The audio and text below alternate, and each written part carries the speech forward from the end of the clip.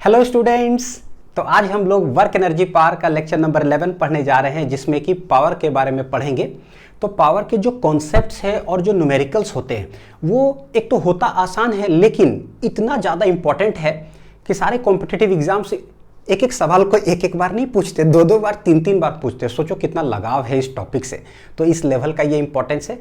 तो बच्चों अच्छा से इसको समझिएगा सारे कॉन्सेप्ट्स को, और चूंकि ये आसान है तो ये सब सवाल जो है ना आपको एग्जामिनेशन में आपसे छूटना नहीं चाहिए, यानी सही ही बना करके आना है। ठीक है, तो चलिए देखते हैं एक एक करके। क्या है पावर?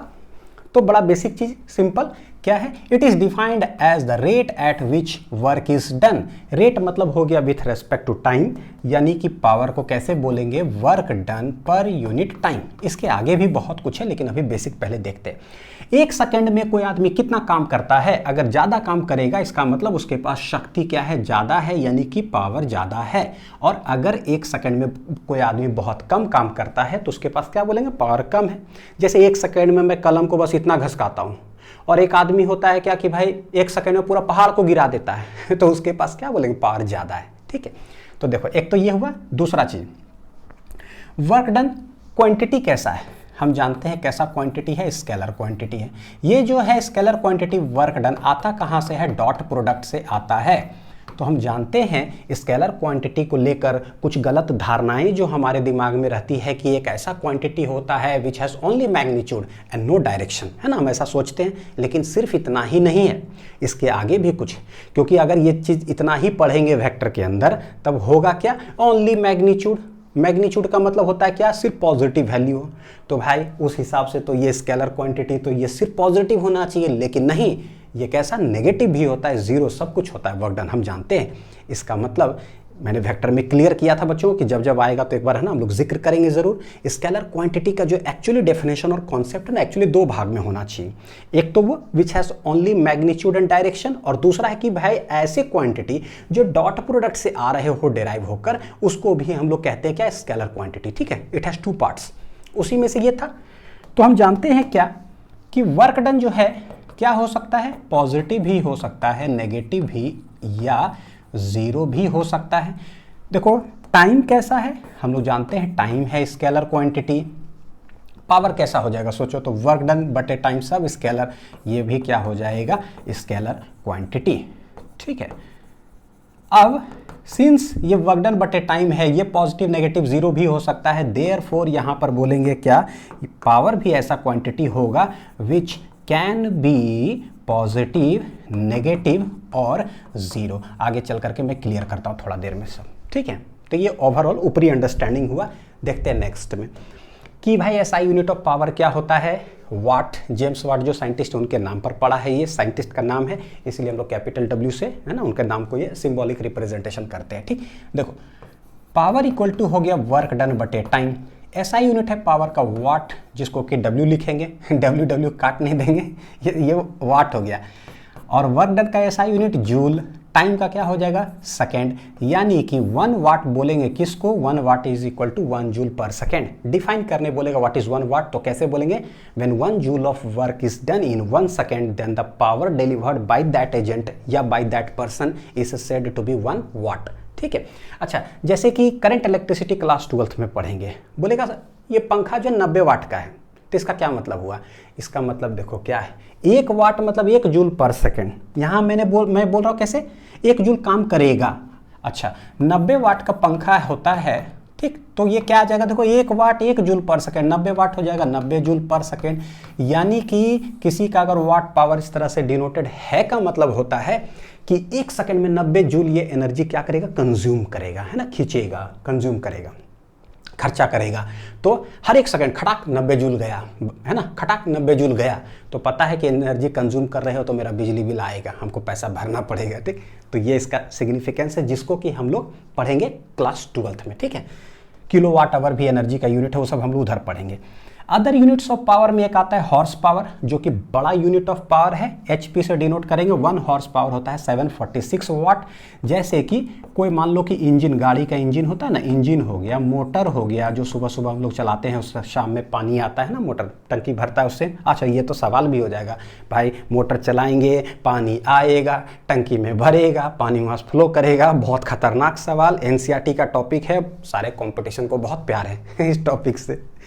देखिए, मोटर हो गया, कोई पंप बोल दो, तो ये सब हॉर्स पावर में डिनोट किया जाता है कि कोई इंजन है, कितना हॉर्स पावर का है ये बाइक का ये इंजन सब। नेक्स्ट देखते हैं टाइप्स ऑफ पावर। इसी को बस बढ़िया से समझिएगा, आता होगा तो भी समझिएगा और नहीं आता है तब तो समझना ही है, यानी कि समझना है अच्छे से, that is a constant quantity क्योंकि यहीं से सारे सवाल सब कुछ हम लोग सॉल्व करते हैं। वेरी इंपॉर्टेंट क्या है, एवरेज पावर किसको बोलेंगे? जो हम लोग वेलोसिटी का जैसे पढ़े थे ना, एवरेज वेलोसिटी, इंस्टेंटेनियस वेलोसिटी, बिल्कुल वैसा ही एवरेज। जब भी एवरेज आता है का मतलब टोटल टोटल टोटल, ठीक है। तो एवरेज पावर किसको बोलेंगे? तो it is defined as the ratio of क्या हो जाएगा, देखो, total work done by an agent या बाय ए पर्सन, जो भी बोल दो, to its total time taken, कि कितना उसने समय लिया। एवरेज पावर को डिनोट करते कैसे? या तो ऐसे करो, या एवरेज पावर को हम लोग डेल्टा पी लिखते हैं, या पी के ऊपर बार कर दो, या पी सिर्फ यहाँ पर ए भी जी लिख दो, ठीक है। ये 4 डिनोट करने का तरीका होगा क्या। तो अब क्या करते हैं, सबसे पहले एवरेज पावर देखेंगे, फिर इंस्टेंटेनियस एक एक करके। सबसे पहला देखो, एवरेज जो पावर होगा, है ना, मैं फ्रीक्वेंटली ऐसे यूज करूंगा ये वाला, average power equal to total work done बटे total time taken. Total work done बटे क्या है, total time taken. What is total work done लिखें कैसे? कोई बड़ा वर्क डन है तो ये ना डेल्टा डब्ल्यू, ठीक। टोटल कितना टाइम लिया, बहुत बड़ा टाइम है तो डेल्टा इतना, यानी कि एवरेज पावर हो गया कितना, टोटल वर्क डन बटे टोटल टाइम। एकदम सिंपल। अब इसी में हम जानते हैं, सिंस हमने लेक्चर 4 पढ़ा है, वर्क एनर्जी थ्योरम, और उसका एप्लीकेशन पूरा देख रहे हैं कि जो भी एजेंट काम कर रहा है या जितने भी फोर्सेस लग करके टोटल काम हो रहा है, टोटल वर्क डन मतलब जितने भी फोर्सेस लग रहे हैं सब के द्वारा work done, it means work done by all forces. और work done by all forces होता क्या है, is equal to change in kinetic energy. तो बोलेंगे सिंस वर्क एनर्जी थ्योरम से, लेक्चर नंबर 4 से, वर्क एनर्जी थ्योरम से ये ई नहीं ही लिखाएगा लग रहा है आज वर्क एनर्जी थ्योरम से हम लोग जानते हैं कि work done by all forces जो होता है ये हो जाता है क्या, change in kinetic energy. Hence जो भी टोटल वर्क डन है हम लोग क्या कह सकते हैं, is equal to change in kinetic energy. ये जो डेल्टा डब्ल्यू क्या है, ये टोटल शॉर्ट में ऐसे लिखे। तो एवरेज पावर का एक मेरे पास नया फॉर्मूला बन जाएगा कि भाई टोटल जो वर्क डन है हम लोग लिख सकते हैं टोटल काइनेटिक एनर्जी में जितना चेंज हुआ अब बटे टाइम। तो ऐसे भी सवाल हम लोग क्या करेंगे, बनाएंगे, ठीक है। सिंस एक और चीज क्या जानते हैं, जो भी एवरेज हम कैलकुलेट करके लाते हैं इसका मतलब क्या होता है, जो भी कैलकुलेट होके आया वो एक कांस्टेंट क्वांटिटी होता है। जैसे कि जब एवरेज वेलोसिटी सब पढ़ा रहे थे तो उसमें मैंने एग्जांपल दिया था ना, इंडिया पाकिस्तान का मैच हुआ था, तो सोचे कि वही एग्जांपल देता हूं। पहले वाली जो टीम है फर्स्ट इनिंग जब खेलती है, कोई ओवर में 20 रन, कोई ओवर में मेडन, कोई ओवर में 2 रन 5 रन, जो मारना है मार दिए। तो टोटल 20 ओवर का मान लो T20 है ना, 2020 है, तो 20 ओवर में जितना रन मारना है मार दिए, हर ओवर में अलग अलग रन। लेकिन जब दूसरी टीम खेलने आती है ना तो मेरे पास एक डाटा रहता है, क्या, टोटल रन्स, देखना टोटल रन्स और नीचे टोटल ओवर्स। जब डिवाइड करते हैं ना तो लेट कैलकुलेट होकर के आया 9, तो समझ में आ जाता है कि ओ अब सेकंड वाली टीम को जो है ना हर ओवर में 9 रन मारना है, हर ओवर में 9 रन मारना है, जबकि पहली वाली टीम हर ओवर में 9 रन नहीं मारी थी, कुछ कभी 22, कभी 2, कभी मेडन, ऐसे। तो वो जो 9 निकल करके आया क्या है, टोटल बटे टोटल जब करते हैं क्या आता है निकल करके जो आंसर, वो एक कांस्टेंट क्वांटिटी होता है। यानी कि कभी भी पूरे फिजिक्स में पावर को लेकर कुछ रहे, या छोड़ो पावर, एवरेज वर्ड कभी बोले तो इसका मतलब है वो एक कांस्टेंट क्वांटिटी है। तो कभी भी बोले ना वो कांस्टेंट है, इसका मतलब है कि सवाल बनाने में हम एवरेज वाला कॉन्सेप्ट को यूज करके हम बना सकते हैं, that will be a method. ये लाइन को बच्चों लिख लो कि कभी भी एवरेज हो, एवरेज मैं ऐसे लिखता हूं, average means it is a constant term, जो भी, ठीक है। तो जब भी आए एवरेज पावर, इसका मतलब हम लोग कह सकते हैं कि ये जो आंसर आया है वो कैसा है भाई, ये एक कांस्टेंट पावर है। तो सवाल बनाने का एक नया तरीका होगा, ठीक है। चलो अब आते हैं इंस्टेंटेनियस पावर क्या है भाई, व्हाट इज इंस्टेंटेनियस। तो बोलते हैं कि किसी भी इंस्टेंट पर जो है कितना पावर डिलीवर हो रहा है किसी एजेंट के द्वारा या कोई जो पर्सन काम कर रहा है। तो सबसे पहले क्या करते हैं, इंस्टेंट पर आने के लिए जो बड़ा टाइम है डेल्टा टी उसको उठा करके कर दो एकदम छोटा सा, तो एकदम डी टी हो गया। अब डी टी टाइम में कोई कितना काम करेगा, डी डब्ल्यू काम करेगा। तो हम लोग बोलेंगे क्या, देखो जो भी एवरेज हमने कैलकुलेट किया पावर, उसमें अगर लिमिट लगा दे देना बहुत टाइम को, delta t tending to zero, एकदम तो टेंडिंग टू जीरो मतलब डी टी, तो डी टी टाइम में कोई कितना काम करेगा, डी डब्ल्यू। हेंस इंस्टेंटेनियस पावर देखो, it is defined as the limiting value of the average power as the time interval approaches zero. इसको डिनोट कैसे करते हैं, सिंबल सिर्फ एक पी से। तो पी बराबर हो क्या जाएगा, P बराबर हो क्या जाएगा इंस्टेंटेनियस, जो टोटल वर्क डन बटे टोटल टाइम है, इसमें हम लिमिट लगा देंगे डेल्टा टी टेंडिंग टू क्या हो गया जीरो। हेंस ये बन जाएगा मेरा, देखो नीचे क्या डी टी और ऊपर हो जाएगा क्या चीज, डी डब्ल्यू। तो इंस्टेंटेनियस पावर हो गया कितना, डी डब्ल्यू बटे डी टी, ठीक है। कभी भी वर्क डन अगर टाइम पर कुछ डिपेंड कर रहा हो, फंक्शन ऑफ टाइम हो, तो उसको डिफरेंशिएट कर दो, तो उस इंस्टेंट पर हमारा इंस्टेंटेनियस पावर निकल जाएगा। इसी के अंदर हम लोग देखें सेकंड चीज कि if a constant force acts, if a constant force acts, मान लो एक कांस्टेंट फोर्स अगर एक्ट कर रहा हो तो उसके द्वारा जो वर्क डन होता है हम लोग जानते हैं कैसे होता है, एफ डॉट एस। और वेरिएबल अगर फोर्स हो तो पता है कि इंटीग्रेशन करके लाते हैं, है ना, सब सीखा हुआ है। कांस्टेंट फोर्स अगर एक्ट कर रहा हो तो देखो पावर जो होगा इंस्टेंटेनियस क्या हो जाएगा, डी बटे डी टी, डब्ल्यू की जगह आप क्या लिखोगे, F dot S. Since force is constant तो ये डिफरेंशिएशन के किधर चला जाएगा, बाहर, ये हो जाएगा डी एस बटे डी टी। हेंस जो पावर आएगा, हेंस जो पावर आएगा वो आ जाएगा, देखो एफ डॉट डी एस बटे डी टी क्या बन जाएगा, वी। यानी कि इंस्टेंटेनियस पावर निकालने के दो रास्ते, डी डब्ल्यू बटे डी टी और एफ डॉट वी। यहाँ से ये जब खुलेगा तो ये क्या होगा, एफ वी कॉस ऑफ क्या हो जाएगा, थीटा। देखो यहां से आपको पता चल रहा है कि ये डॉट प्रोडक्ट से आया हुआ चीज है। सिंस डॉट प्रोडक्ट से आया हुआ चीज है तो इट कैन बी पॉजिटिव भी हो सकता है, नेगेटिव भी हो सकता है और जीरो भी हो सकता है। आप समझ में आ रहा होगा कि अच्छा तो वर्क डन है एफ डॉट एस और पावर है एफ डॉट वी, क्योंकि बटे सिर्फ टाइम ही तो हुआ है, वर्क डन बटे टाइम। तो इस हिसाब से दो चीज से हम लोग यहाँ कैलकुलेट करेंगे। चलिए देखते हैं सवाल। ए particle moves with A velocity कितना है, अच्छा यहाँ वेक्टर लगना चाहिए, प्रिंटिंग मिस्टेक है तो ये हो जाएगा 5i cap minus 3j cap plus 6k cap, ठीक है, मीटर पर सेकेंड दिया। Under the influence of a constant force लग रहा है, यहाँ भी प्रिंटिंग मिस्टेक है, एफ वेक्टर होना चाहिए, कितना है। ये तो सारे लोग सवाल सही बना दोगे बच्चों, सब लोग बना करके एकदम कमेंट करो, सर मैंने बना दिया धड़ाक से, आपसे जल्दी बनाया है, बताओ सर टॉफी कितने का मिलेगा, 50 पैसा वाला। कितने का 50 पैसा वाला। पूछता क्या, इंस्टेंटेनियस पावर। अच्छा एक चीज मैं आप लोग को ना लाल कलम से लिखवा रहा हूँ, कॉपी के अंदर लिखना जरा। जब भी सवाल के अंदर सिर्फ बोले पावर, लिखिए ये लाइन, जो आपका नेटिव लैंग्वेज उसमें लिखो, हिंदी इंग्लिश जो आपको समझ में आता है, ठीक। वैसे जब भी सवाल में सिर्फ लिखा रहे पावर, इसका मतलब होगा इंस्टेंटेनियस पावर। जब एवरेज रहेगा ना तो सवाल को बोलना पड़ेगा कि फाइंड द एवरेज पावर, ठीक है, समझ में आ गया। यहाँ बोला फाइंड इंस्टेंटेनियस पावर, तब तो कोई दिक्कत ही नहीं है। लेकिन अगर इंस्टेंटेनियस नहीं होता फाइंड द पावर, तो भैया वो भी इसका मतलब होता है कि वो क्या है, इंस्टेंटेनियस ही है। लिख लेना नहीं तो गड़बड़ हो जाएगा बाद में। इंस्टेंटेनियस पावर डी डब्ल्यू बटे डी टी या एफ डॉट वी। तो मेरे पास डॉट प्रोडक्ट वाला है f dot v. Dot product जब भी आए सीधे गुना कर देते हैं। देखो 10 को 5 से गुना करो और ब्रैकेट दे के लिखो तो ज़िंदगी खुशहाल गुजरता है। प्लस जे वाले जे के साथ 10 इंटू -3 प्लस 20 इंटू 6, ये हो गया कितना आ रहा, 10 × 5 = 50 माइनस 10 × 3 = 30 प्लस 6 × 2 = 12, यानी कि 50 में से 30 गया तो हो जाएगा 20 और 20 120 कितना हो जाएगा 140 वाट। This is power. तो एक सिंपल डॉट प्रोडक्ट से रिलेटेड हो गया।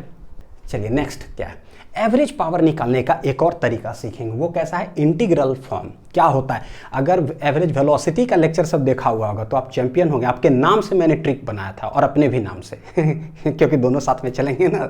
तो क्या था average power, average power integral form. सोचो, तो बोलते हैं देखो क्या करना है। सवाल है कैसे पूछता है, if work done by a person is given by, इस तरह से दे के रखा है t² + 5। हमसे पूछता है कि find average power developed by him from t = 1 to 3 second.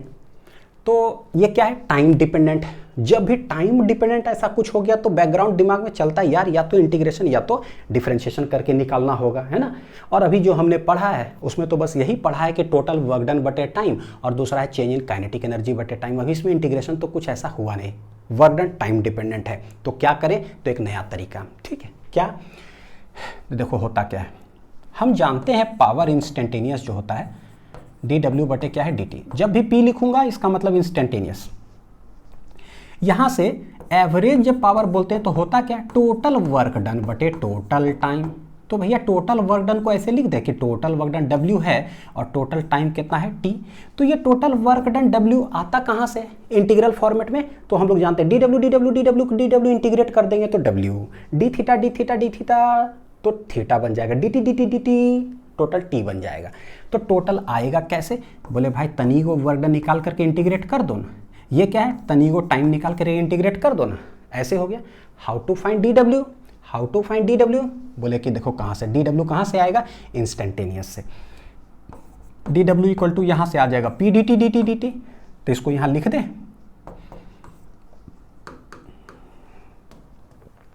बड़ी अच्छा चीज डेराइव होकर के यहाँ पर आता है। जहाँ dw है उसके जगह पर हम लिख देंगे p dt और नीचे आ जाएगा dt। अब देखो यहाँ dt कहाँ से कहाँ तक, तो बोलेंगे लेट t1 से लेकर के t2 तक। फिर यहाँ भी dt है तो t1 से लेकर करके t2 तक। ये जो आया वो क्या आया है, this is the average power, ठीक है। और ये हमारे लिए खतरनाक शॉर्ट ट्रिक बन गया था, मैंने आप लोग को याद करवाया था, याद करो। क्या, पावर, एवरेज पावर बोले ना तो पावर dt, एवरेज वेलोसिटी बोले ना तो velocity dt, average class 12th में जाकर बोलेगा ना एवरेज करंट तो करंट dt, फिर बोलेगा एवरेज वोल्टेज तो वोल्टेज dt, एवरेज मेरा नाम अनिल कुमार तो अनिल कुमार dt, नीचे dt। आप अपना नाम बना करके लाल कलम से ऐसे घेर लो, ट्रिक पूरा फिजिक्स में यूज करने वाला हूं इसको, ठीक है।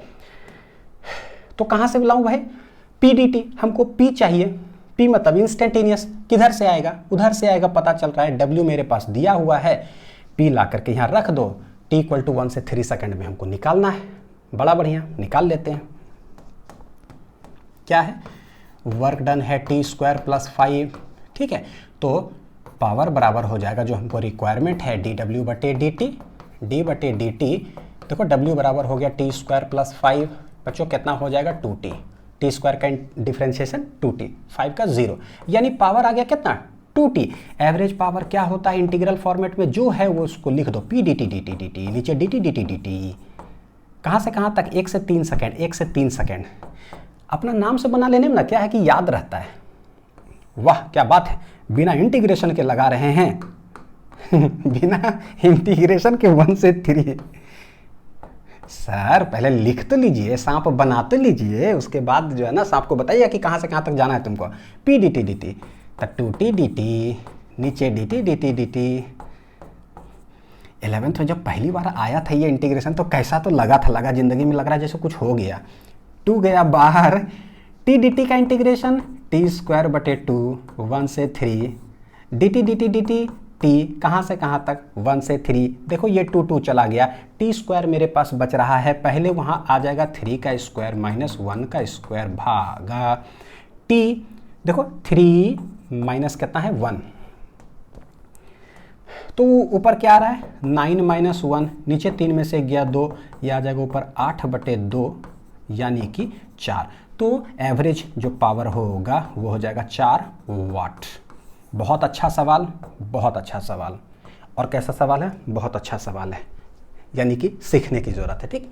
यहीं पर ही क्लास 12th का सवाल देना चालू कर दूंगा, करंट दे दूंगा तो आप निकाल लो, वोल्टेज दे दिया, ईएमएफ दे दिया, कुछ भी आता है सवाल सब।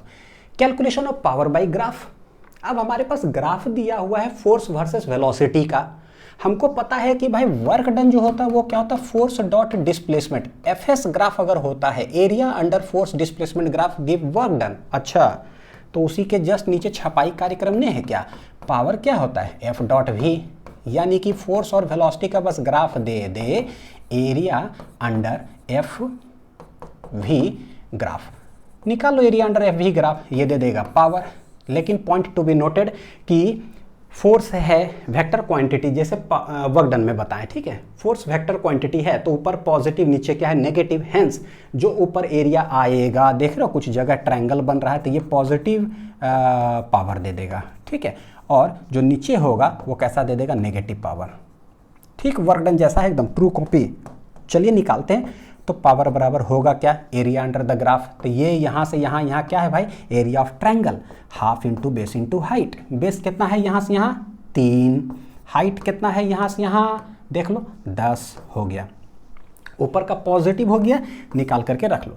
नीचे का पूरा जो एरिया है वो मैग्नीट्यूड में निकालो, लेकिन उसको सब्ट्रैक्ट कर देंगे, तो एक माइनस लगा दिए, ठीक, और निकालते हैं। ये क्या दिख रहा है, तो बोले देखो ये साइड और ये साइड पैरेलल है, लेकिन ये और ये साइड पैरेलल नहीं है, यानी कि ट्रेपीजियम। तो ट्रेपीजियम का एरिया होता क्या है, half into sum of parallel sides into distance between them. कौन है पैरेलल साइड भाई, ये और ये साइड पैरेलल है, तो देखो यहाँ से जो ये ना, ये ऐसे आ रहा है, ठीक, तो यहाँ से यहाँ तक ये कितना है, तो बोले 6 में से 3 गया 3 प्लस यहाँ से यहाँ कितना है, तो बोलेंगे 4 और 6 के बीच में कितना डिस्टेंस हो जाएगा 2, तो निकल गया सम ऑफ पैरेलल साइड इंटू दोनों के बीच की दूरियां कितना है -5, लेकिन माइनस लिखना नहीं है, कितना लिखना है 5, हम मैग्नीट्यूड लिखेंगे क्योंकि हमने ऑलरेडी सब्ट्रैक्ट यहाँ पर कर दिया है।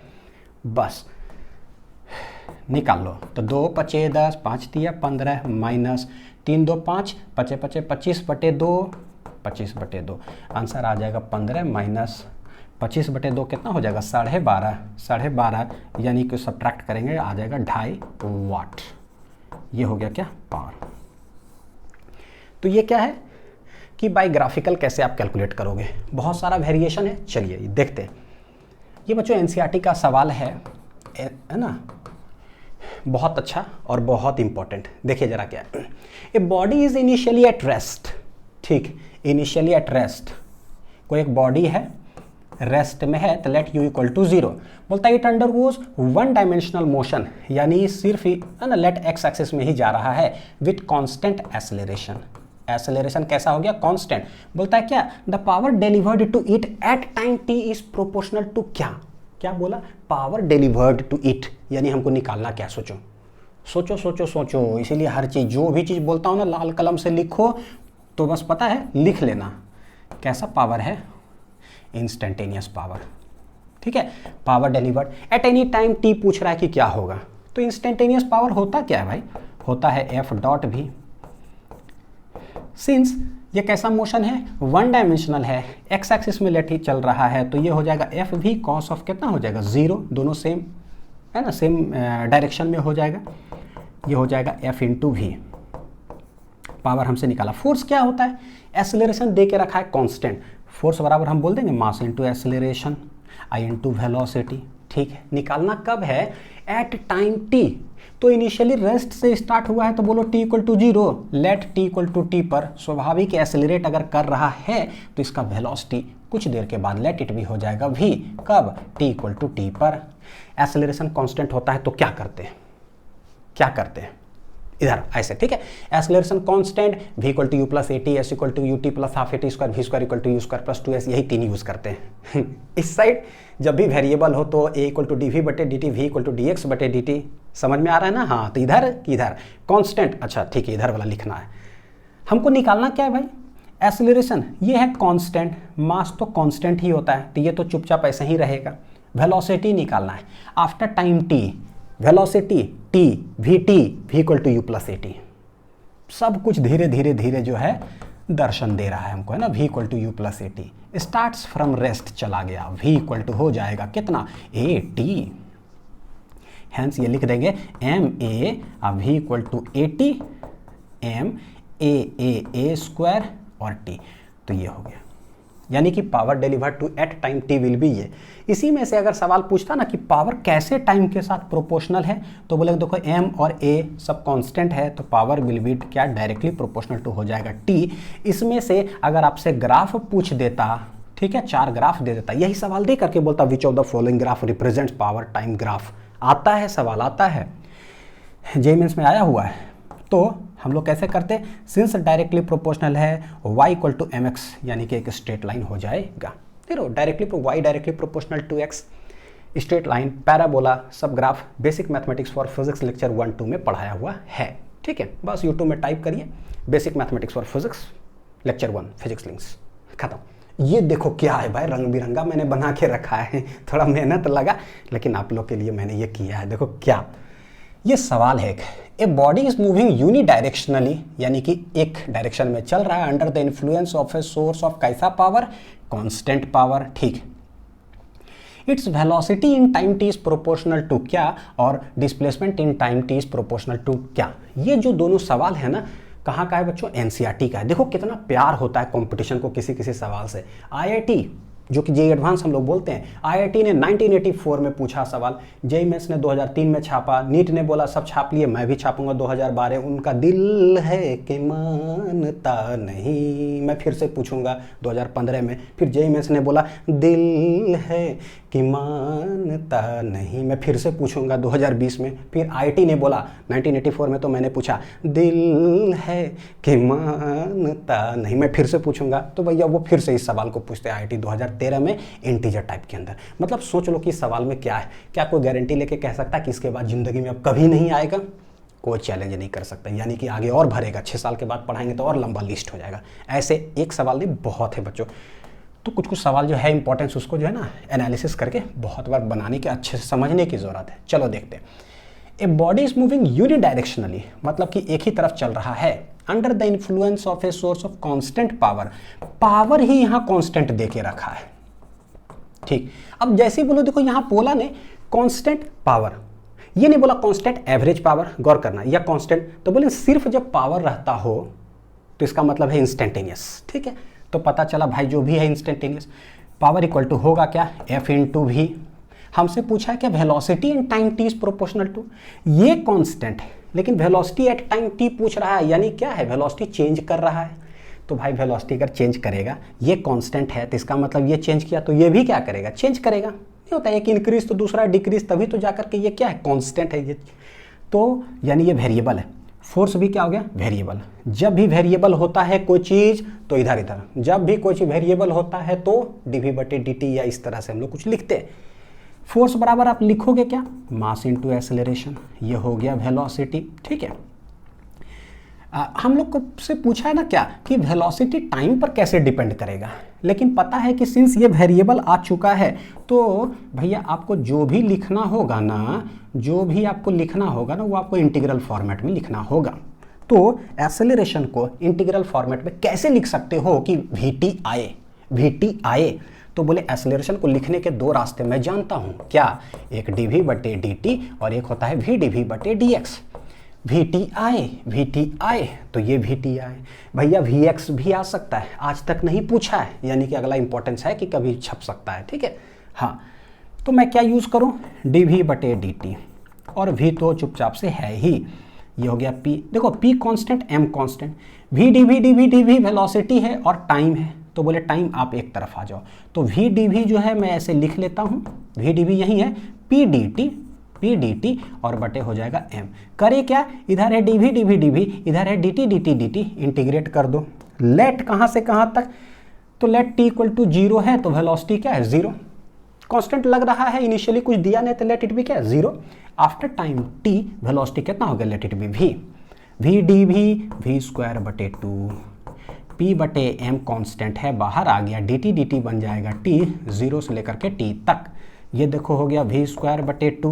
बच्चों 0 से लेकर के v तक में सब्सटीट्यूट करोगे क्या होगा, v²/2 ही हो जाएगा, -0 तो खत्म, ये क्या आ जाएगा, p/m, इधर आ गया t। Hence v² equal to है, देखो 2 इधर चला गया तो 2p/m × t, v equal to under root में पूरे 2p/m, ये हो गया t। देखो 2pm कांस्टेंट, तो भाई ये तो चलो इसको अलग कर लेते हैं। ये क्या है, रूट टी। रूट टी का मतलब हम लोग लिख सकते हैं टी के पावर हाफ, यानी पूछेगा वेलोसिटी कैसे प्रोपोर्शनल है, तो ये हो जाएगा रूट टी के प्रोपोर्शनल है। ठीक है, रूट टी के प्रोपोर्शनल है। इसी में बच्चों अगर ग्राफ आ जाए तो रूट एक्स का जो ग्राफ होता है ना वाई एक्स, अगर वाई इक्वल टू बच्चों रूट एक्स का ग्राफ हो तो ये ऐसे बनता है। मैंने बच्चों सब एक्सप्लेन कर रखा है आप लोग को बेसिक मैथमेटिक्स फॉर फिजिक्स के शुरुआती लेक्चर्स में। ठीक है, पैराबोलिक भी एक्सप्लेन किया है और रूट एक्स वाला भी। ठीक, y equal to root x इस तरह से कैसे आप प्लॉट कर सकते हो। एक्स 0 रखो तो ये 0 आएगा, 4 रखो तो 2 आएगा, वैल्यूज से भी आप ये कर सकते हो। यानी कि अगर इसका पूछता ना कि वेलोसिटी वर्सेस टाइम का ग्राफ बना कौन होगा, तो भाई ऐसे हो जाएगा। ठीक है, चलो वेलोसिटी आ गया, यही सवाल को जो है पूछा गया था। अब देखो बी पार्ट है, its displacement in time t is proportional to क्या, तो भाई डिस्प्लेसमेंट भी आगे जैसे जाते जा रहा है टाइम के साथ क्या है, वेरिएबल, क्योंकि वेलोसिटी वेरिएबल है, यानी आप इंटीग्रेशन के ही रास्ते निकालो। तो हम बोलेंगे देखो मेरे पास वेलोसिटी आ चुका है कितना, रूट 2p बटे एम और टी के पावर है half. How to find displacement, तो v में कुछ आता है क्या इंटीग्रल फॉर्मेट में, है क्या, v बराबर ds बटे dt, यानी कि dx बटे dt। तो हम लिख सकते हैं v के जगह पे dx बटे dt, ये हो जाएगा रूट 2p बटे एम, टी के पावर हाफ, dx इधर रहने दीजिए, ये उधर चला जाएगा, टी के पावर हाफ, और ये dt कर लो integrate. At any time t हमको चाहिए, तो लेट शुरू में 0 है, टाइम है 0, तो कोई डिस्प्लेसमेंट नहीं हुआ। आफ्टर टाइम t बताओ कि कितना डिस्प्लेसमेंट, तो देखो इधर x 0 से x, रूट 2p बटे एम कॉन्स्टेंट है, बाहर आ गया, t के पावर हाफ dt का जो है इंटीग्रेशन हो जाएगा। तो सारे इंटीग्रेशन, डिफरेंशिएशन, इंटीग्रेशन पर मन भर न्यूमेरिकल, जब तक मेरा मन नहीं भरा था ना तब तक मैं क्वेश्चन कराते था, कब, बेसिक मैथमेटिक्स फॉर फिजिक्स के अंदर। तो जिनको दिक्कत हो दर्शन कर लीजिएगा बच्चों, ठीक है, यूट्यूब में टाइप करके। x रूट 2p बटे एम, ये क्या है, t के पावर हाफ, तो क्या बन जाएगा t के पावर हाफ प्लस 1 बटे हाफ प्लस 1, 0 से t तक। ये देखो आ जाएगा 2 + 1 3 बटे 2, तो 3 बटे 2 किधर चला जाएगा ऊपर, तो जो भी है रहने दो, 2 चला गया किधर ऊपर, 3 आ गया नीचे, ऐसे 3 बटे 2 चला गया ऊपर, तो 2 बटे 3 हो गया। ऊपर सिर्फ बचेगा मेरे पास क्या पता है, 3 बटे 2, देख लो 2 + 1 3 बटे 2, तो t के पावर 3 बटे 2, 0 से लेकर के t तक, तो पहले t रखाएगा फिर 0, यानी आएगा क्या, यही आने वाला है। हेंस मेरे पास आ गया कि डिस्प्लेसमेंट जो है वो किसके प्रोपोर्शनल होगा, तो लेट 2 बटे 3 2p बटे m, t के पावर क्या है 3 बटे 2, तो x directly proportional to t के पावर क्या है 3 बटे 2। ठीक है, तो ऐसे यहीं पर देखो x टाइम डिपेंडेंट समझ में आ गया, वेलोसिटी टाइम डिपेंडेंट समझ में आ गया। अगर बच्चों कभी पूछ दे कि भाई वेलोसिटी x से डिपेंडेंट बताओ, तो हमको अभी देखे थे कि यहाँ पर एक और चीज़ हम जो है ना एक्सेलरेशन के जगह लिख सकते थे, तो उसको भी मैं करके दिखा देता हूँ। ठीक है, कि पावर इक्वल टू क्या है एफ भी, let it be c part, power equal to है एफ भी, एफ इक्वल टू है एम ए भी। ए को लिखने का एक और तरीका होता है वी डी वी बटे डी एक्स, ये है क्या वी, देखो कांस्टेंट पावर है, मास कांस्टेंट है, डी एक्स इधर आ गया तो बोलेंगे पी बटे एम ले लिए इधर इंटू डी एक्स इस साइड हो गया। ये क्या बन गया भाई v v v square into d v, integrate कर लो दोनों साइड। कब डिस्प्लेसमेंट है 0 तो वेलोसिटी है 0, आफ्टर x डिस्प्लेसमेंट वेलोसिटी कितना हो गया, लेट इट बी v, बनेगा क्या p बटे एम गया बाहर, dx का इंटीग्रेशन हो जाएगा x 0 से लेकर के x तक, v स्क्वायर डी वी का वी क्यू बटे 3 0 से लेकर v तक, हेंस पी एक्स बटे एम आ रहा है, ये आ रहा है कितना वी क्यू बटे 3 ही आएगा बच्चों, नहीं आएगा, बाद में 0 सब्सटीट्यूट करोगे तो गया। तो वेलोसिटी टाइम पर कैसे वो हमने देखा, वेलोसिटी एक्स पर कैसे होगा वो यहाँ से आ जाएगा, वी क्यू जो होगा ये आ जाएगा 3p बटे एम आई इंटू एक्स। ये भी उड़ेगा कैसे, तो जो 3 है ना आप 1 बटे 3 देखो इधर करोगे तो आपको इधर भी क्या करना पड़ेगा 1 बटे 3, क्यों, क्योंकि हमको v चाहिए, तो भैया 1 बटे 3 करेंगे तो ये 3 उड़ जाएगा तो v अकेला बचेगा। जब भी उड़ाना हो तो 1 बटे ऐसे कर लो, तो दोनों तरफ हमने ले लिया, ये बन गया मेरा v, ये बन गया 3p बटे m के पावर 1/3 और x के पावर क्या आ गया 1/3। ये ठीक है। तो इस तरह से तो बोलेंगे प्रोपोर्शनैलिटी कैसे है भाई, तो क्यूब रूट है ना, x के पावर कितना है 1/3। तो बड़ी सब इंपॉर्टेंट है, हाईलाइटेड सवाल है बच्चों। चलिए ये देखिए जरा, एक सवाल है जो मैं आप लोग को डीपीपी के अंदर जो है ना मैं होमवर्क दे रहा हूँ, ट्राई करना, डीपीपी में मैं सॉल्व कर दूंगा। ये देखो सेंट्रीपिटल एक्सेलरेशन दे के रखा है k²RT², पूछता है कि पावर कितना डिलीवर होगा। गजब। आईआईटी में 1994 में, जेईई मेंस ने 2016 में छापा, प्यार बहुत ज़्यादा था, फिर से बुला लिए उसको, ठीक है 2022 में, इस साल रिसेंटली पूछे हैं, ठीक। तो भाई आगे भी कभी आ सकता है, तो इसको आप बनाइएगा, वीडियो सॉल्यूशन डीपीपी के अंदर जो है देखोगे मैं सॉल्व करा दूंगा। तो ये सवाल आप सॉल्व ट्राई करो बच्चों। ये देखिए जरा क्या है भाई, concept of work done by a pump lifting water. क्या है, पंप जो है ना, मोटर, जो सुबह जैसे कैसे मोटर ऑन करते हैं है ना, टंकी में पानी खाली हो गया तो भाई मोटर ऑन किया, चलो पानी वहाँ आया और टंकी भरा। देखो क्या है, पंप लिफ्टिंग वाटर, कोई एक मोटर है, पानी है, ऐसे पाइप से ऐसे जा रहा है, उसके बाद उधर जा रहा है, जहाँ रिक्वायरमेंट टंकी है तो टंकी में जाएगा, खेत में पानी है डालना तो ऐसे करके खेत में जाता है ना, जो कि गांव में अक्सर हम लोग ये सब काम किए हैं। गांव से अगर आप बिलोंग करते हो तो आप समझ रहे होगे। मोटर चलता था ट्यूबवेल पे है ना, दादाजी चलाते थे ट्यूबवेल पर काम करते थे आफ्टर रिटायरमेंट, तो बोलते थे हाँ पोता इधर हो गया इस खेत में तो ठीक है, तो वो पाइप लगा दिए, उसके बाद क्या है, ये खेत में पानी हो गया, उसके बाद उस पाइप को उस खेत में लगा दिया, उसमें तो बोलते थे पानी पटाना, वो पटाना नहीं, पानी पटाना बोलते हैं खेत में जब ये थी, तो वो चीज़ है। देखो ये एनसीईआरटी का टॉपिक है, नीट ने क्या किया, कितना प्यार है टॉपिक से। 1990 फिर नहीं दिल है कि मानता नहीं, 2008 फिर दिल है कि मानता नहीं, फिर दिल है कि नहीं मानता, तो भाई 2010 2021 और भी आगे छपेगा ये। तो ऐसा बोलता है क्या, ये जो पंप है ना कितना काम करेगा पानी को ऊपर ले जाने में। ठीक, हम इसको ऐसे समझते हैं जरा, देखो लेट पानी है, यहाँ पानी है, यहाँ से पंप क्या कर रहा है, पानी को खींच रहा है, और ऊपर लेट इट भी, जो टंकी है वहाँ पर ना पानी यहाँ से निकल रहा है, मेरे टंकी में यहाँ जा रहा है। लेट कितना हाइट जो है समुद्र तल से खींच के लाया है, लेट इट भी h। कौन खींच के ला रहा है, मोटर यानी कि पंप।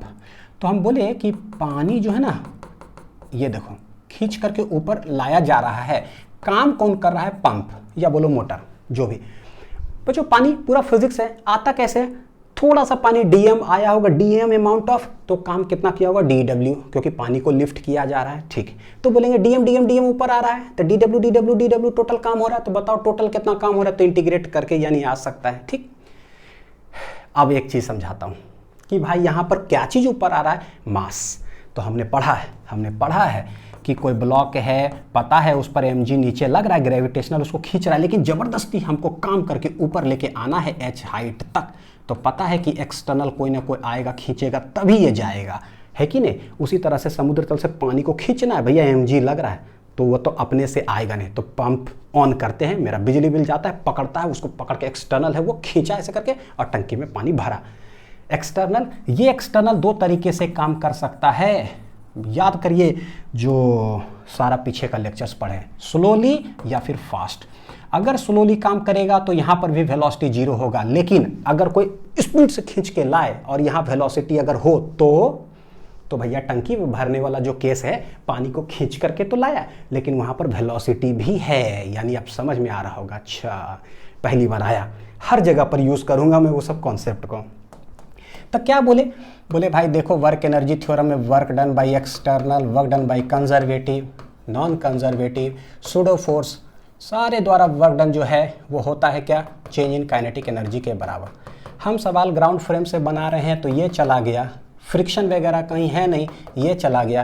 कंजर्वेटिव ग्रेविटेशनल फोर्स तो यहाँ पर है सिंस है तो ये है। एक्सटर्नल कौन है, एक्सटर्नल भी यहाँ पर है, कौन है मेरे लिए, ये वाला है पंप जो काम कर रहा है।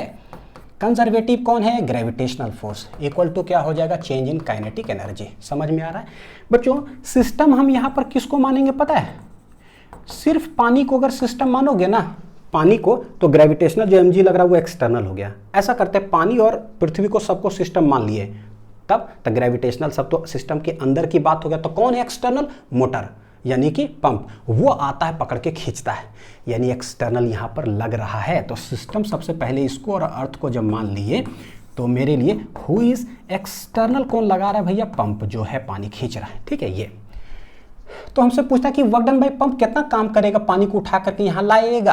तो लेट हम ना मान लेते डीएम डीएम करके भी लिखा जाता है, मैं एम ही मान लेता हूँ, लेट टोटल मास जो आया है पानी से, ठीक है। तो दोनों तरफ से बना सकते हो। तो वर्क डन बाय जो पंप हो जाएगा, क्या हो जाएगा, डेल्टा के plus work done by gravity. और हम जानते हैं वर्क डन बाय ग्रेविटी क्या है, वर्क डन बाय कंजर्वेटिव। और कॉपी के कवर के ऊपर लिखा हुआ होगा, देख लीजिए, work done by conservative minus delta U. Chain related problem में भी पढ़े होंगे बच्चों, है ना। ये कुछ नहीं लग रहा थोड़ा सा गड़बड़ हुआ है, बिल्कुल। ये वाला प्लस उधर जाएगा तो माइनस, ये minus. Work done by conservative क्या है, माइनस डेल्टा यू। यहाँ बच्चों है एक माइनस, माइनस माइनस क्या हो जाएगा, प्लस। यानी कि डेल्टा के प्लस क्या है, डेल्टा यू। या चलो ऐसे लिख दो, डेल्टा यू प्लस डेल्टा के। वर्क डन बाय पंप ये आएगा। जो चेन रिलेटेड प्रॉब्लम में एकदम जो पढ़े थे शुरुआती में ना 5-10 मिनट, सेम चीज।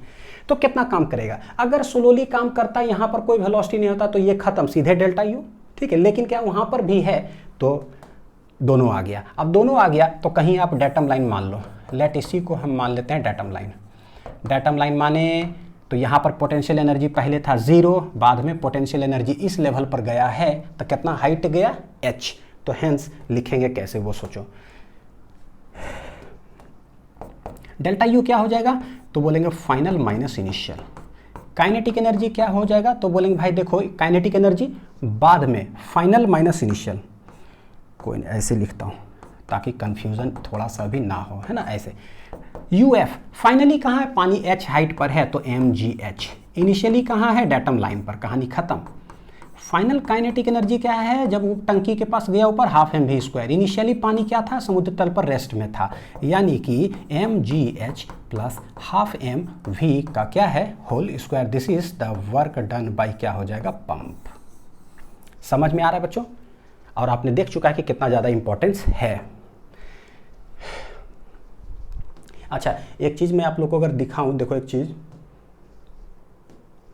चीज़ हाँ, कि बस एक चीज़ गायब हो गया बच्चों कहीं, है ना, वो गायब हो गया चलो कोई नहीं, आप बना रहे तो बना ही लेते हैं, अब वो मिलेगा ही नहीं, ठीक। तो ये है वर्क डन बाय इतना पंप हो गया ना, mgh पोटेंशियल एनर्जी और क्या हो गया, प्लस काइनेटिक एनर्जी, ठीक। लेकिन अगर स्लोली लेकर आए तो काइनेटिक एनर्जी चला गया। देखो यहाँ पर क्या पूछता है स्पेशल केसेस में, पावर ऑफ पंप। अच्छा बच्चों, हमने पावर तो आप लोग के लिए निकाल के दिखाया ही नहीं एक चीज, ये तो वर्क डन बाय पंप आया है ना। पावर क्या हो जाएगा भाई, पंप, तो सिंपल सा पावर क्या है, जितना वर्क डन पंप के द्वारा किया गया है डिवाइडेड बाय टोटल वो जो टाइम उसने लिया है। यानी कि जो भी यहाँ पर है mgh प्लस क्या हो जाएगा, हाफ एम वी स्क्वायर बटे कर दो t। देखो dm बटे dt भी इस तरह से बुक में देखोगे लिखा रहेगा तो वो भी सही है, चलेगा। dm बटे dt नहीं होता, ये dm करके तो इंटीग्रेट किया हुआ है बस। तो m यहाँ भी t हो गया, mgh बटे t हो जाएगा प्लस हाफ m बटे टी, ये क्या हो जाएगा, v स्क्वायर। तो this is the power delivered by the pump in lifting a water up to a height h, और कुछ वेलोसिटी हो जिससे मेरा टंकी भरे, ठीक है। कितना मास ऑफ पानी खिंचा रहा है पर सेकेंड, ये यहाँ पर लिखना है। देखो क्या बोल रहा हूँ कि power of pump required to just lift the water, यानी क्या कि समुद्र तल से सिर्फ जो है ना बस लिफ्ट करके यहाँ तक जो है ना पानी को लाए। जस्ट का मतलब होता है बस यहाँ तक h हाइट तक लाकर रख दे। वेलोसिटी क्या हो पता है, 0। पानी को खींचा, बस खींचने के लिए, जैसे एक बाल्टी में ना कुआं में हम लोग डालते हैं, बाल्टी को डाले, पानी भरे, खींच करके बस बाल्टी को यहाँ ला करके रख दिए, बस जस्ट स्लोली, तो भाई वेलोसिटी 0। यानी कि तब जो होगा पावर ऑफ द जो पंप हो जाएगा, क्या लिखेंगे, mgh बटे टी प्लस जो mv हाफ एम वी स्क्वायर बटे जो टी करते हैं, v 0 होने के कारण ये हो जाएगा। क्यों लिखेंगे, since v is equal to 0। Hence ऐसे में सवाल जो है बनाएंगे क्या, सिर्फ mgh बटे टी। अब ये चीज़ क्या है ना, बहुत लोग जैसे रट लेते हैं कि क्या अच्छा कितना आता है mgh बटे टी, लेकिन इसके पीछे का जब अंदरूनी कारण समझ में आता तब लगता है कि अच्छा यार ये तो पूरा वर्क एनर्जी थ्योरम से लेकर के पोटेंशियल एनर्जी तक जो पढ़े सबका कंक्लूजन पर बेस्ड है। तो कॉन्सेप्ट रिफाइन होना बहुत जरूरी है अच्छे तरीके से, नहीं तो बच्चों रटंती विद्या में ना कभी गड़बड़ हो जाएगा। एफिशिएंसी ऑफ पंप, ये एफिशिएंसी क्या है, एफिशिएंसी को ना ये ईटा है, ईटा इस तरह से। एफिशिएंसी को ना हम ईटा से डिनोट करते हैं। होता क्या मैं बताता हूँ। लाइन में पहले लिख दूँ आप लोग के लिए कि एफिशिएंसी जो होता है वो होता है क्या, आउटपुट पावर डिवाइडेड बाई क्या है, इनपुट पावर। बोलोगे सर ये क्या है भाई, है ना। तो एफिशिएंसी को बच्चों ईटा लिखते हैं, पावर ऐसे मैं आउटपुट ऐसे लिख देता हूं और इनपुट ऐसे लिख देता हूं। ये होता है एफिशिएंसी ऑफ ए मोटर या कोई इंजन, कुछ भी ऐसा हो तो। सर ये क्या है, देखो एफिशिएंसी का मतलब ऐसे समझो आप कि जैसे फिजिक्स का एग्जाम हुआ, ठीक है, 100 नंबर का एग्जाम हुआ, 2 बच्चा एग्जाम दिया, दोनों को 100 नंबर का पेपर मिला। एक बच्चा लाता है पता है कितना, 99 नंबर, और एक बच्चा लाता है 2 नंबर। तो समझ में देखिए यहाँ से आ गया, अरे यार ये बहुत कमजोर है, ये बहुत तेज है। हम लोग बोलते हैं ना, क्यों बोल रहे हैं, क्योंकि पता चलता है यार देखो ये भी पूरा सिलेबस इसको पढ़ाया गया, पूरा पढ़ा सब, ये भी पूरा पढ़ाया गया, पढ़ा भी इसने सब, यानी इनपुट पूरा। लेकिन आउटपुट क्या हुआ ना, जब एग्जाम में गया तो ये सब गया भूल, यानी रिटेनिंग कैपेसिटी क्या है, नहीं है। तो आउटपुट इसका गड़बड़ है, लेकिन इसका आउटपुट क्या, रिटेनिंग बहुत भयानक है। एक ही नंबर गड़बड़ हुआ था इसका। तो देखो नीचे कांस्टेंट जो भी है, ऊपर देखने से हम तुरंत आइडिया लगा लेते हैं कि पढ़ने में कौन तेज है पढ़ने में। तो हम क्या कह सकते हैं कि इसका जो एफिशिएंसी है ना बहुत खतरनाक है, लेकिन इसका एफिशिएंसी है थोड़ा सा क्या है, लो। इसका क्या बोलेंगे, हाई। समझ में आया कुछ कुछ बच्चों ना। और यहीं पर अगर कोई 100 नंबर का पेपर हो, बच्चा कोई 100 लेते चले आए, बोले बाप रे बाप गजब है भैया, एफिशिएंसी 100% है कितना है, सब पढ़ाते हैं, इनपुट सब आउटपुट में कन्वर्ट, ठीक, यही चीज़ है।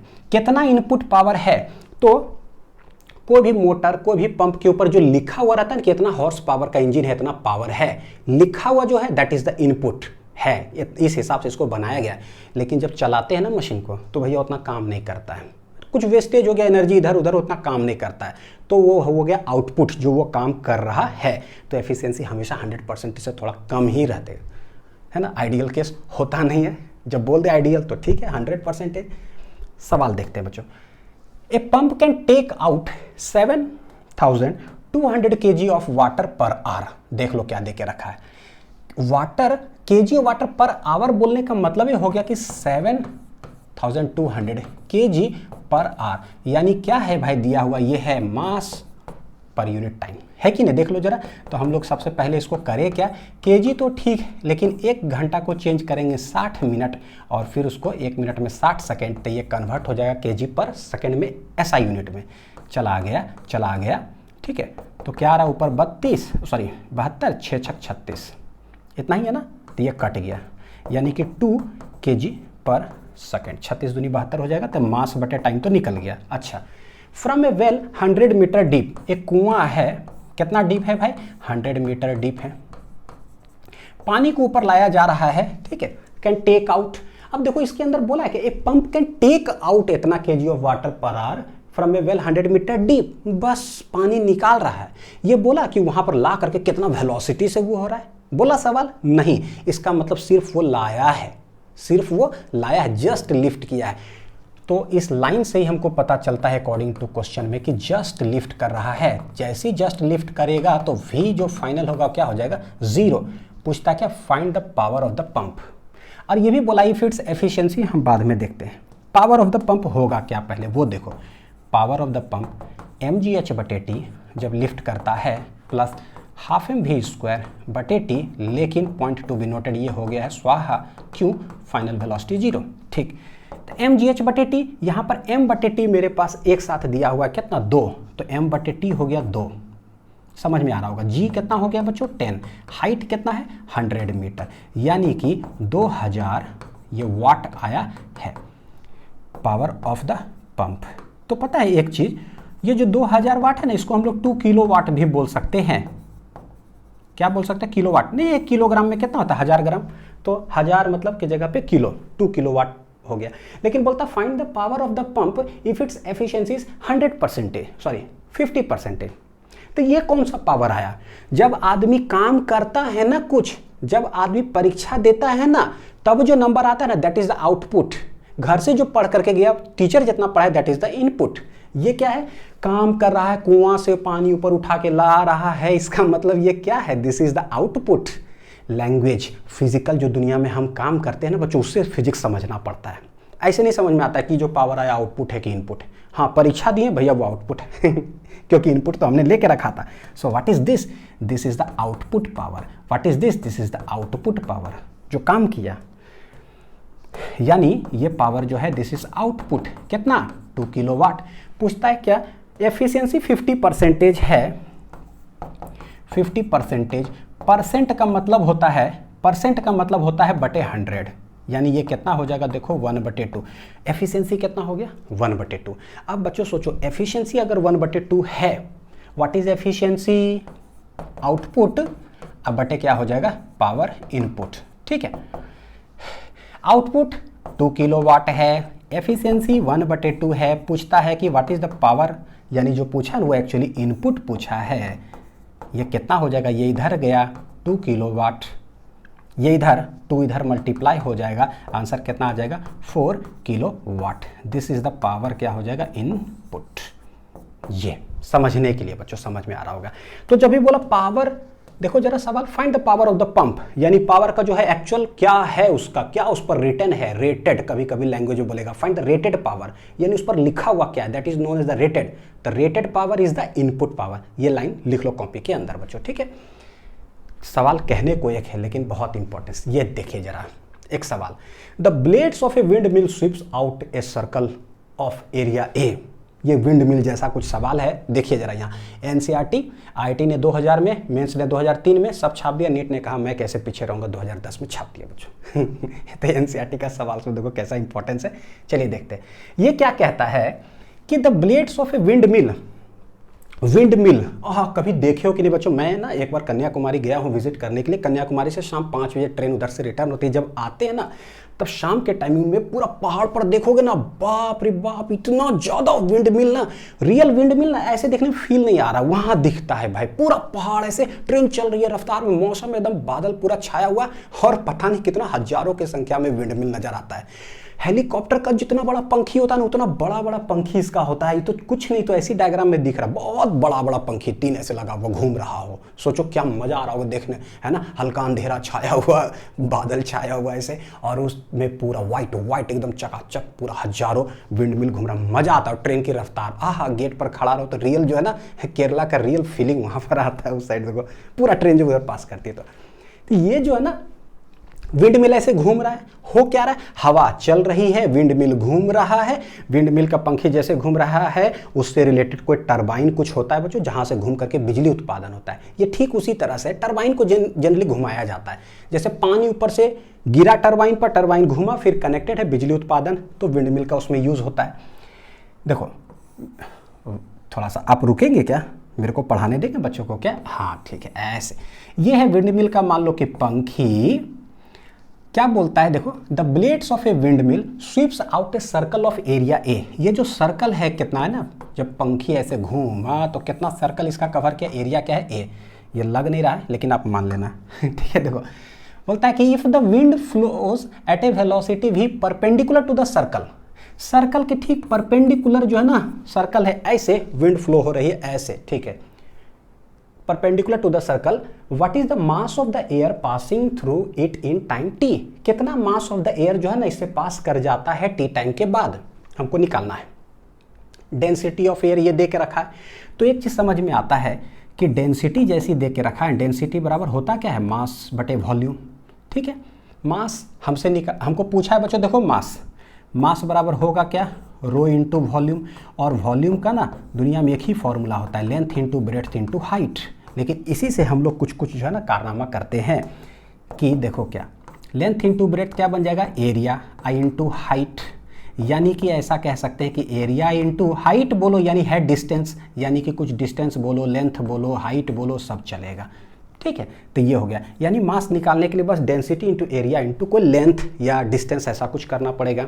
पंखी ऐसे है, हवा ऐसे चल रही है, बोलता है कि टी टाइम के बाद मान लो कि 5 सेकेंड, कितना mass of the air pass करेगा वहां से? तो बोले भाई देखो 1 सेकेंड में खटाक यहाँ पूरा हवा इतना पार किया, 2 सेकेंड, 3, 4, 5, बोले देखो इतना दूर जो जगह देख रहे हो ना 5 सेकेंड के बाद एक्चुअली इतना एयर जो है ना पास कर गया, यानी लेंथ देख रहे हो यहाँ से यहाँ तक, और ये है एरिया ऑफ द क्या है? विंड मिल का जो पंखी है।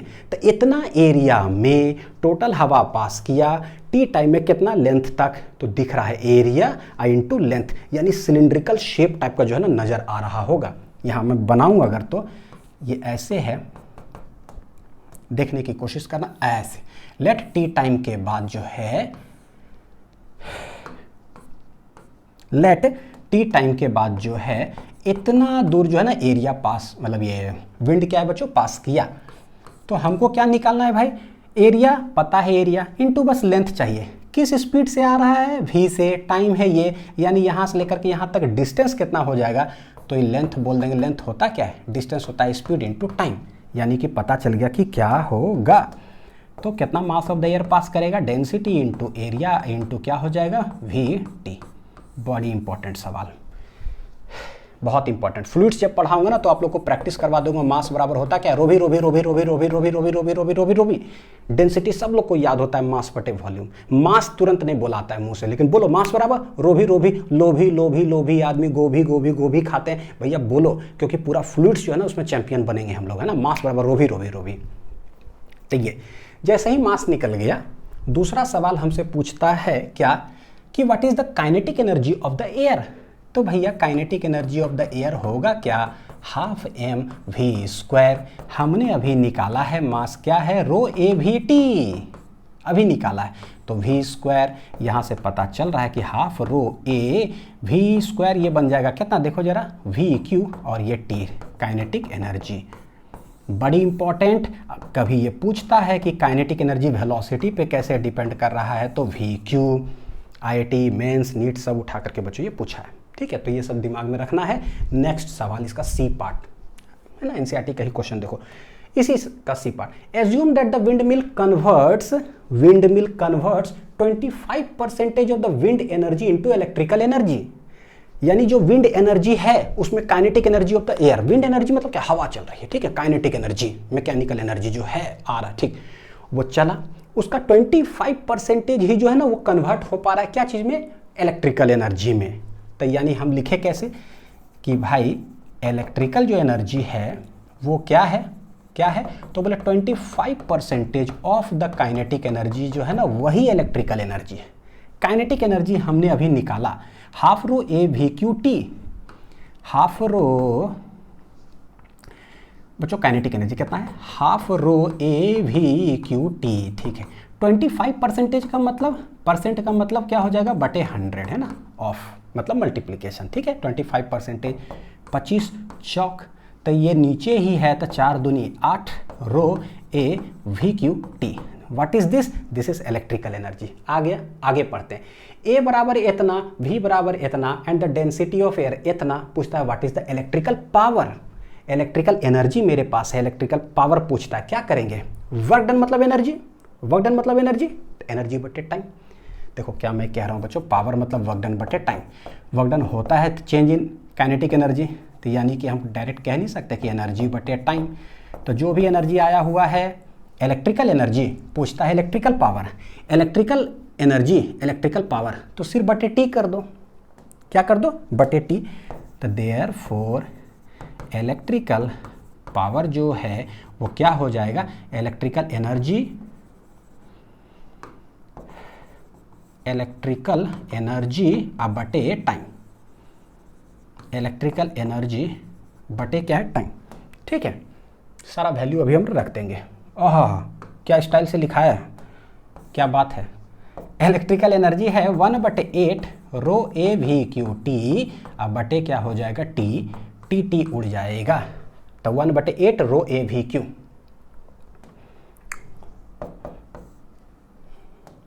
1/8 रो ए वी क्यू। सारा वैल्यूज रख देते हैं। रो बराबर क्या है, डेंसिटी है 1.2, तो ये हो जाएगा 1.2, यानी कि 1/8 इंटू 1.2, ठीक है। एरिया क्या है 30 मीटर स्क्वायर, एसआई यूनिट में ही है तो 30। वेलोसिटी क्या है भाई 36 किलोमीटर पर आवर, तो 36 किलोमीटर पर आवर को हम लोग अगर चेंज करेंगे मीटर पर सेकेंड में तो 5/18, 18 दूना 36, यानी कि 10 मीटर पर second. This is the velocity. तो ये वेलोसिटी हम लोग यहाँ रख देते हैं। कितना 10 आया है, तो 10 का क्या है होल क्यूब। काट छाट कर लेते हैं। देखो ये डेसिमल यहाँ से जाएगा तो ये गया, तो 12 इंटू 3 इंटू 1000 भागा कितना है 8, तो 4 दूनी 8, 4 तिया 12, 3 तिया 9/2 इंटू 1000, 9/2 बच्चों कितना होगा 4.5 इंटू 1000। तो हम लोग कह सकते हैं ये टोटल जो भी आंसर आएगा वो होगा वाट, लेकिन जैसे ही 1000 वाट है ना तो उसको हम लोग कह सकते हैं kilowatt, hence final answer हो जाएगा देखो क्या 4.5 किलो वाट। तो this is the electrical power क्या होगा, जनरेट होगा विंड मिल से। ठीक है, तो यहाँ पर बच्चों ये लेक्चर खत्म होता है। उम्मीद है कि सारे टाइप्स वेरिएशन सब समझ में आ गया होगा, और भी इससे रिलेटेड जो जो सवाल पूछा हुआ है जो मैंने डीपीपी में बोला है तो डीपीपी का सवाल प्रैक्टिस कर लीजिएगा। आपको समझ में आ रहा है कि सारे सवाल जो हम लोग कर रहे हैं कितना हाई इंपॉर्टेंस का है। ठीक है, तो लेक्चर्स डीपीपी पैरेलली करते चले जाइए, कोई टेंशन नहीं होगा, बिंदास होकर बच्चों फिजिक्स पढ़ते चलिए। ठीक है, मस्ती के साथ मिलते हैं अगले वीडियो में। Thank you.